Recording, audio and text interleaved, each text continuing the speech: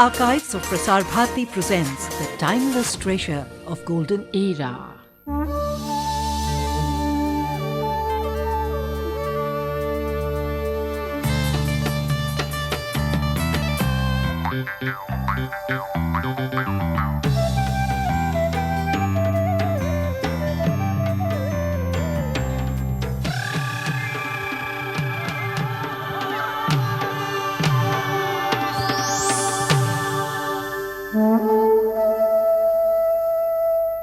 Though the government of Assam seems determined to hold elections to the Bodo Autonomous Council on the 28th of December, the ground realities seem to be different. The areas to be covered are not satisfactorily determined, and opposition to it by different groups are growing. Can elections be held under these circumstances? The agenda.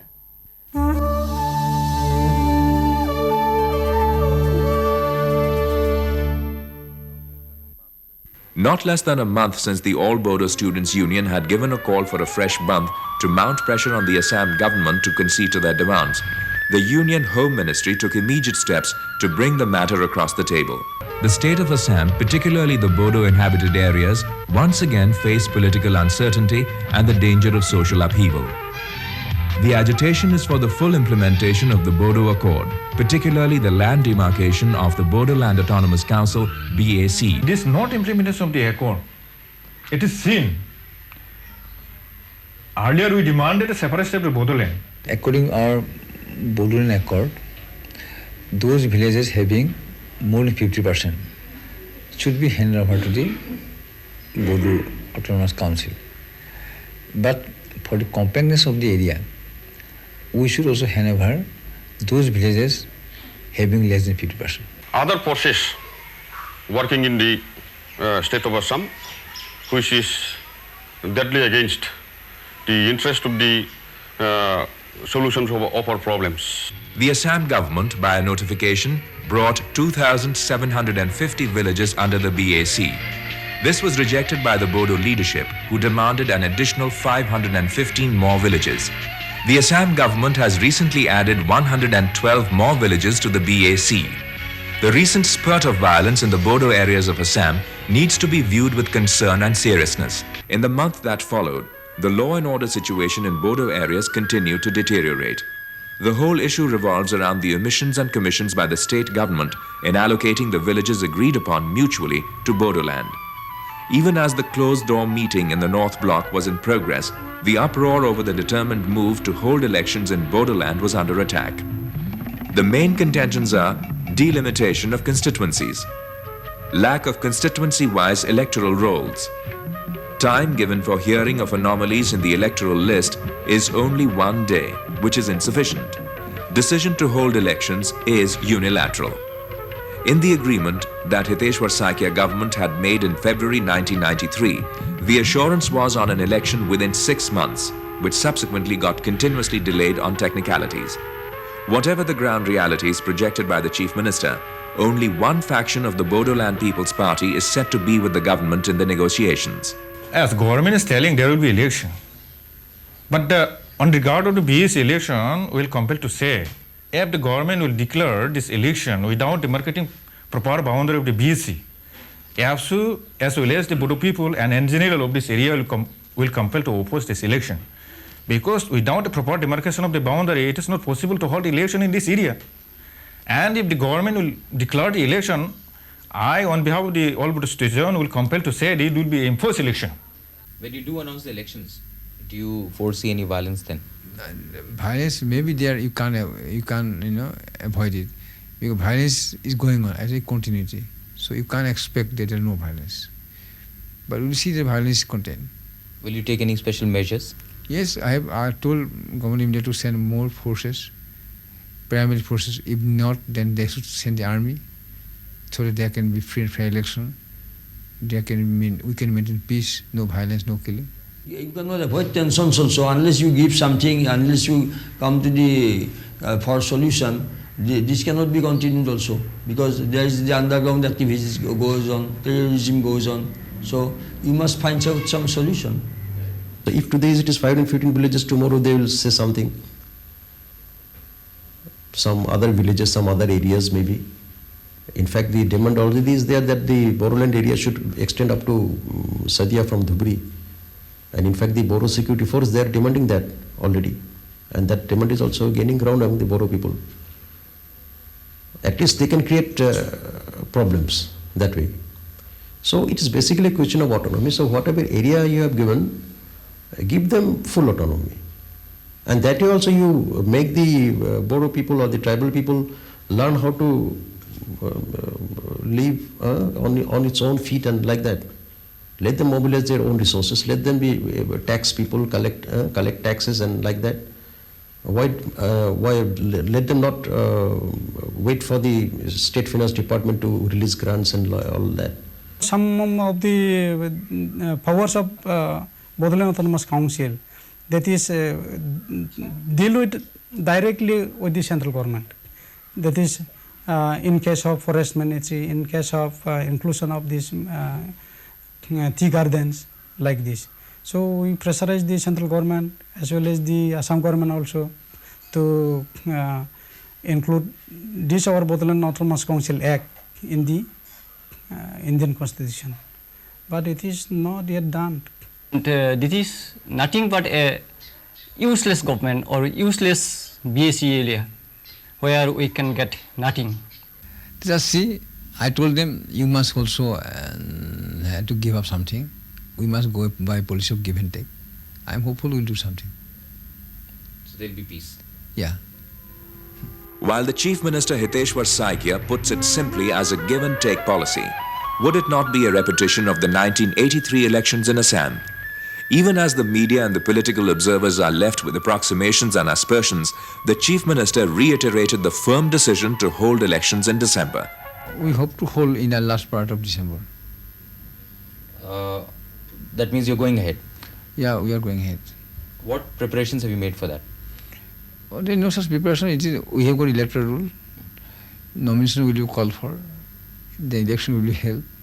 Nothing more than that. Demarcation of their constituency is not completed up till now. On the other hand, the area of the Bodoland also not demarcated. And therefore, after completion of the demarcation, I think then they may go for election. But the question remains, will the Assam government move ahead with the elections and the tripartite meetings in parallel? With an elected council, the development of the region is certain to get accelerated, but only once the outcome of these meetings is acceptable to all. Theatre in India has always occupied pride of place, but of late, this once popular art form is giving way to cinema. In Assam, however, the situation is very different. Mobile theatres are very popular, even drawing cine artists to it. Canvas captures this unique phenomena.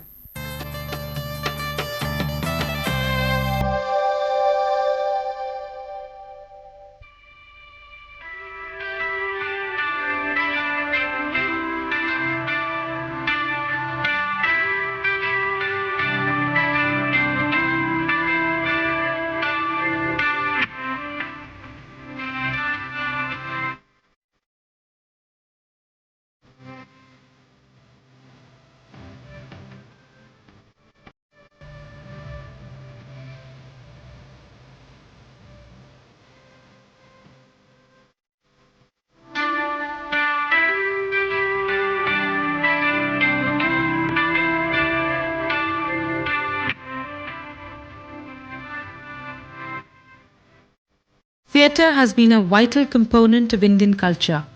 Whether the classical Sanskrit play or the folk Nautanki, theatre in its myriad forms has kept alive traditions, mythology and history. Theatre has also been the chief source of entertainment. A modern form of the traditional Nautanki and Jatra is the mobile theatre of Assam. It is a unique phenomena that has brought quality entertainment within easy reach of every Assamian.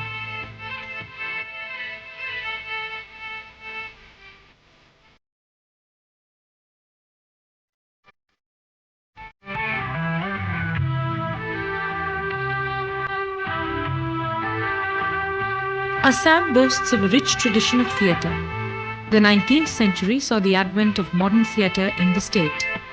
But even now, the traditional dance drama form precedes every performance.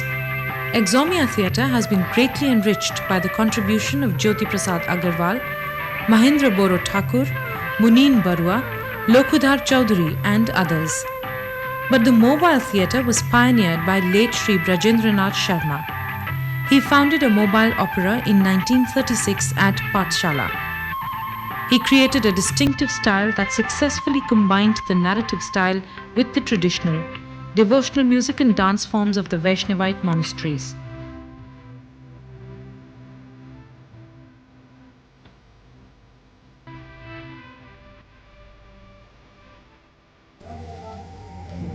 ডিমাপুৰৰ কাম শেষ কৰি দেউতাক ঘৰলৈ উভতি আহিলোঁ।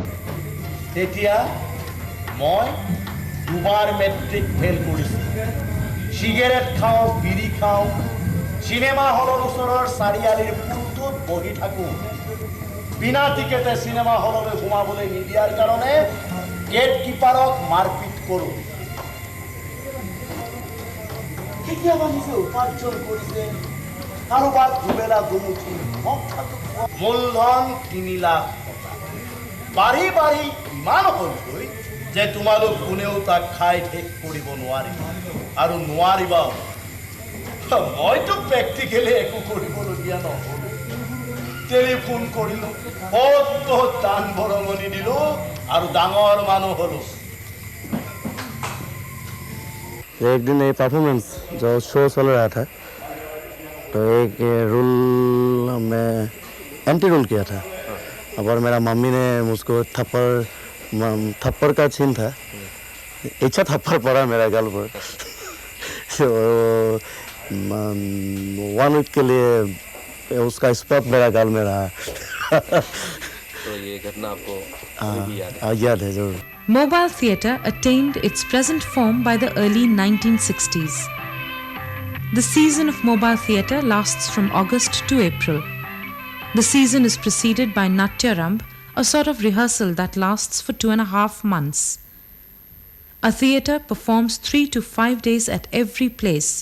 Moving from place to place, it carries its performers and equipment, even chairs for the audience.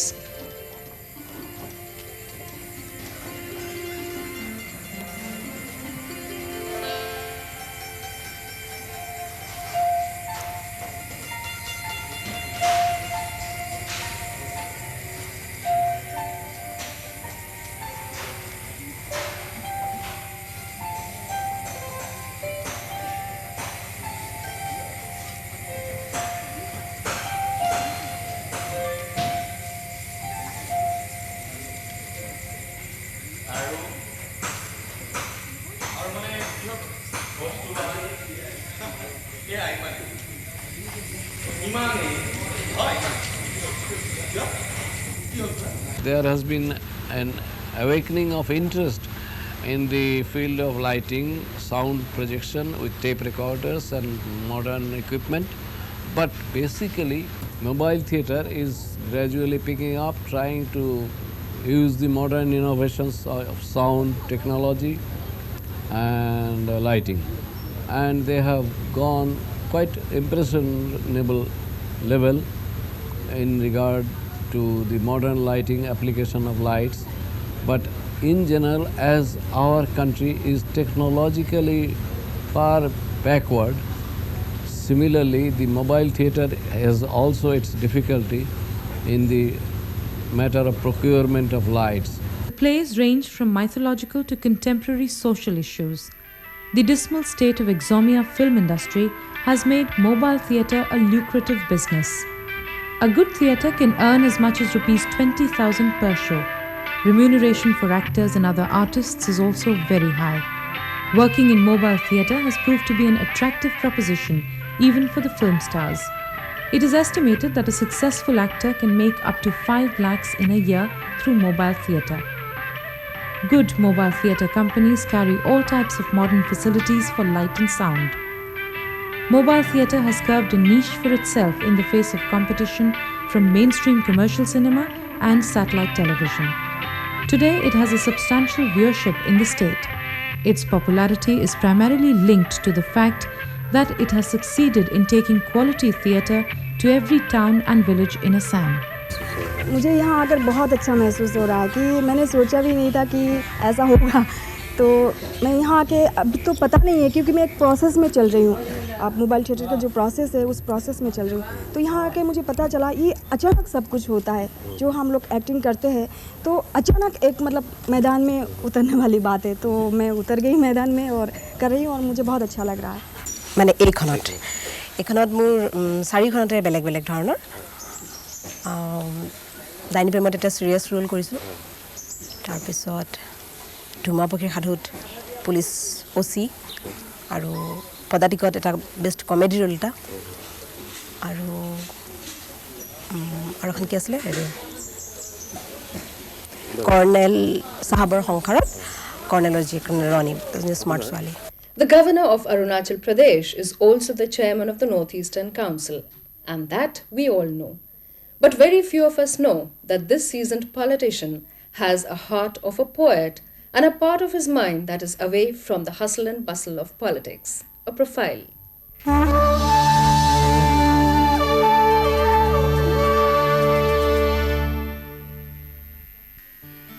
A poet, dramatist, and a writer, Mata Prasad is a multifaceted personality. A politician by profession and at present Governor of Arunachal Pradesh, he is actively engaged in capturing the inherent personality of the state, its rich culture and its people in print. Born on the 11th of October 1925 in Jaunpur district of Uttar Pradesh, Mata Prasad did MA in Political Science and Hindi. In 1957, he was first elected member of the UP Legislative Assembly from Shahganj constituency, a position he held till 1977. From 1980 to 1992, he was the member of the UP Legislative Council. In addition, he was the Revenue Minister and Chairman and member of various committees and commissions. A literary career spreading over his entire lifetime, he has an array of books to his credit. Popular among them are Eklavya, Bhim Shatak, Lok Geet, Dharm Ke Naam Par Dhoka and Manoram Bhumi Arunachal. He has been awarded Dalit Sahitya Academy Award in 1988 and in 1994 he was honoured with the Kirti Bharti Award by Hindi Pracharini Sabha Kanpur. तो एक दिक्कत है, यहाँ पर बोलते तो हिंदी में है लेकिन लिखते हैं रोमन लिपि में। लेकिन अब कुछ प्रयास ये हो रहा है, कुछ एकाध हिंदी संस्थाएं हो गई हैं कि यहाँ की जनजातियों की कल्चर, उनके गीत, उनके और जो भी संस्कृत की चीज़ें उसको हिंदी में आप लिखिए, क्योंकि यहाँ एक दो जातियों को छोड़कर उनकी अपनी कोई लिपि नहीं। तो मैं भी प्रयास कर रहा हूँ कि जिनकी अपनी लिपि नहीं है, देवनागरी लिपि में, अपनी यहाँ की भाषा में देवनागरी लिपि में लिखा जाए, क्योंकि इसमें एक विशेषता देवनागरी लिपि में है कि हर तरह की भाषाओं को लिखने की क्षमता रखती है। इसलिए मेरा प्रयास चल रहा है। अब आगे मैं समझता हूँ कि जो लड़के पढ़ करके आ रहे हैं वो पढ़ेंगे, उससे देश की जो मुख्य धारा उससे ज़रूर से जुड़ जाएंगे।